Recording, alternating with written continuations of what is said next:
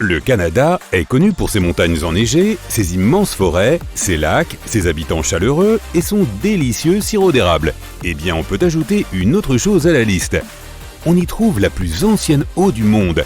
En 2016, des chercheurs ont foré à une profondeur de 3 km et ont trouvé une ancienne poche d'eau dans la mine de Kidd, en Ontario. Cette eau serait âgée d'au moins 2 milliards d'années.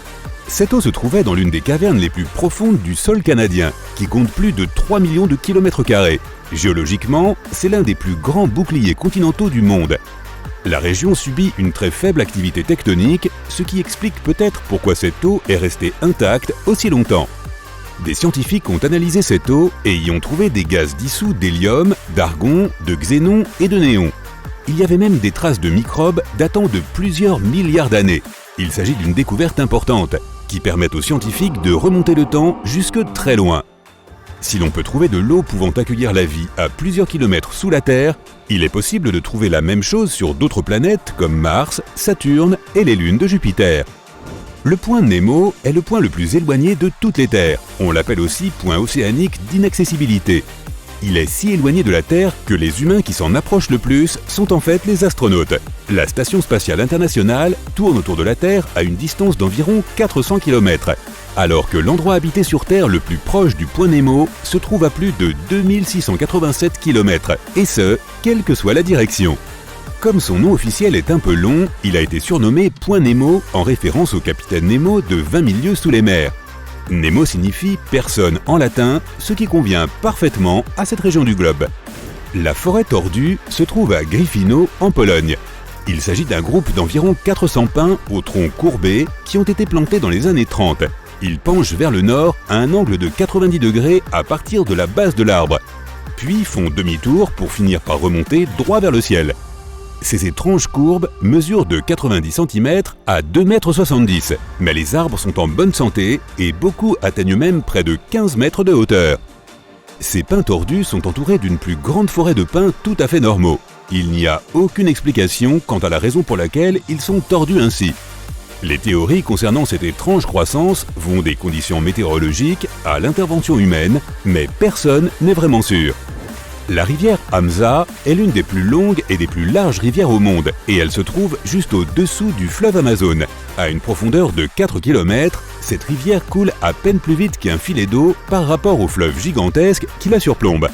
L'Amazone se déverse dans l'Atlantique à raison d'un débit d'environ 133 millions de litres par seconde, tandis que l'Hamza ne parvient qu'à 3,8 millions de litres par seconde. De longueur à peu près égale à celle de l'Amazone, soit environ 6000 km, c'est sa largeur qui a stupéfié le monde scientifique. Elle mesure entre 200 et 400 km, alors que l'Amazone atteint 100 km de large au maximum. La grotte des cristaux a été découverte en 2000 lorsque des mineurs ont drainé l'eau d'une mine de zinc dans l'état de Chihuahua au Mexique. On a alors découvert une grotte enchanteresse remplie de cristaux de gypse colossaux qui mesuraient plus de 10 mètres de long et presque 1 mètre de large. Ils étaient si purs que les scientifiques étaient incapables de déterminer leur âge. Mais les chercheurs pensent avoir découvert un échantillon de bactéries vieilles de 50 000 ans à l'intérieur de l'un de ces cristaux. Également connu sous le nom de rivière aux 5 couleurs, le Caño Cristales est l'une des merveilles naturelles de Colombie. C'est un ensemble de chutes d'eau, de bassins et de cavernes, mais la rivière elle-même est la véritable star.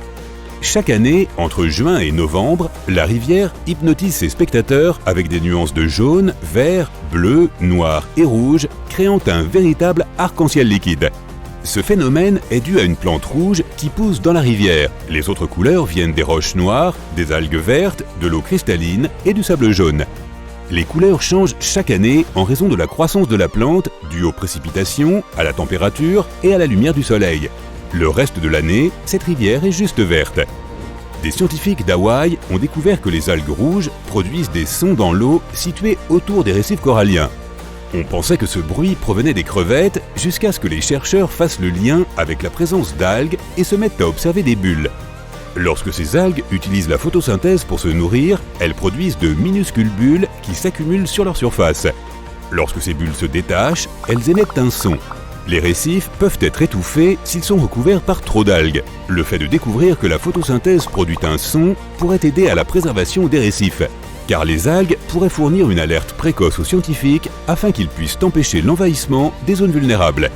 Après les fortes pluies et l'activité sismique qui ont frappé la vallée du Grand Rift au Kenya en mars 2018, une faille s'est ouverte sur le sol, mesurant plusieurs kilomètres de long et plus de 15 mètres de large à certains endroits.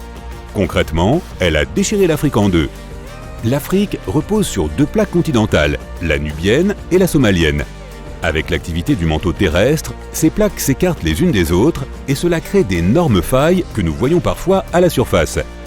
Il faudra des millions d'années pour que cet immense continent soit réellement coupé en deux. Mais lorsqu'il le sera, un nouvel océan sera créé. L'eucalyptus deglupta, qui pousse dans les forêts tropicales d'Indonésie, de Papouasie-Nouvelle-Guinée et des Philippines, semble tout droit sorti d'un jeu vidéo ou d'un film fantastique. Pouvant atteindre la hauteur de 76 mètres dans son environnement d'origine, cet arbre unique en son genre a une écorce qui présente des stries vertes, bleues, oranges, violettes et rouges. Lorsque les bandes d'écorce se détachent, les couleurs de l'arbre changent et l'écorce interne vert vif est révélée.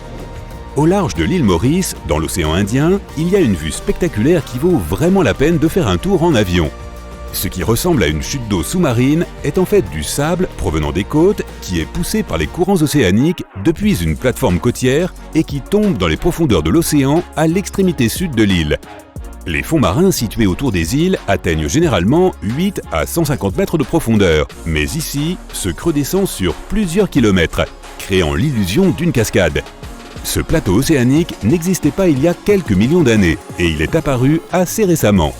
Les arbres marcheurs de l'Amazonie représentent l'une des manières les plus singulières utilisées par les plantes pour se déplacer et atteindre l'endroit parfait afin de se développer. Ils laissent leurs nouvelles racines remplacer les anciennes, marchant littéralement à la recherche de plus de lumière. Au fur et à mesure que ces nouvelles racines s'enfoncent dans le sol, l'arbre se penche vers elles et abandonne lentement ses anciennes. Ce voyage vers un meilleur endroit peut prendre du temps, car ces arbres ne se déplacent que de 2 cm par jour, ce qui fait quand même plusieurs mètres par an. Tu imagines ça dans ton jardin? Tu plantes un arbre là et l'année d'après, il est tout là-bas. Dans le sud du Costa Rica, 300 boules de pierre sont disséminées dans la forêt. Certaines pèsent autant qu'une boule de bowling, mais d'autres peuvent peser jusqu'à 15 tonnes. Leur utilité et la façon dont elles ont été créées nous échappent encore. Découvertes dans les années 30, beaucoup d'entre elles ont été déplacées et transportées dans le monde entier. Ce n'est que dans les années 70 que l'on a commencé à préserver le site. Si ces pierres restent un mystère, les archéologues savent qu'elles sont faites de granodiorite, une roche semblable au granit. Si elles ont été sculptées par une quelconque civilisation, leur forme sphérique quasi parfaite a dû être obtenue par burinage au moyen de petites pierres. La dépression de Danakil, en Éthiopie, est un endroit qui semble appartenir à une autre planète. Avec ses bassins de lave, ses sources chaudes aux couleurs fluo et ses vastes étendues de sel, elle enregistre une température moyenne annuelle de 34,4 degrés Celsius. Des gaz toxiques couvrent la région car ses sources chaudes sont remplies d'acide. Pire encore, elle ne reçoit pas plus de 10 cm de précipitations annuelles.